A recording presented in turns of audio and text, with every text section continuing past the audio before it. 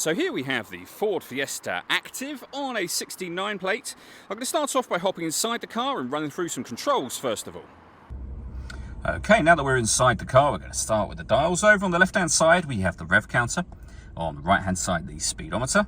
In the middle at the bottom, we have the fuel gauge and coolant temperature gauge. And above that, the main trip computer section, which includes the total miles of this car. They are 20,186. Beneath that, we have trip computer info displayed currently. You can change that information for various things. So my view will allow you to customize whatever you wish to have in that section. We then got a driver assist menu, our audio and telephone, vehicle settings, and back around to the beginning again. And the buttons I was using to do that are just here. We have stereo and phone controls beneath that, speed limiter, along with the stereo controls for your volume over here as well.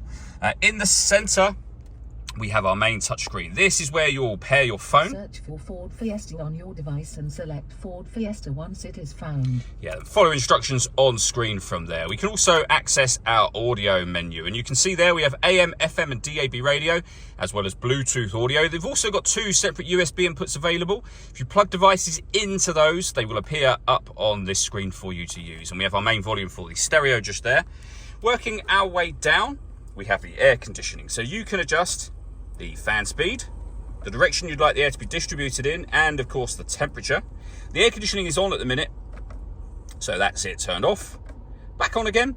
You can recirculate the air that's in the car. That's a great way of heating it up or cooling it down quickly, depending on the temperature you've set just here. We've got a heated rear screen and a proper heated front screen as well.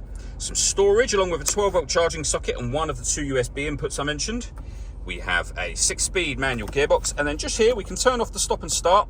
This car is designed to cut out when it's stationary in traffic to save you fuel. That system is off when that light shows. You can turn your traction control on and off as well. And this button will change the driving setup of the car. So you're able to go from normal to eco or slippery. So if it was snowing or icy, for example. All that leaves me to say is thank you for taking the time to watch this video. If you'd like to come and see this ULEZ compliant car for yourself and have a test drive, please feel free to call either of our MJA sites. We'd love to hear from you soon.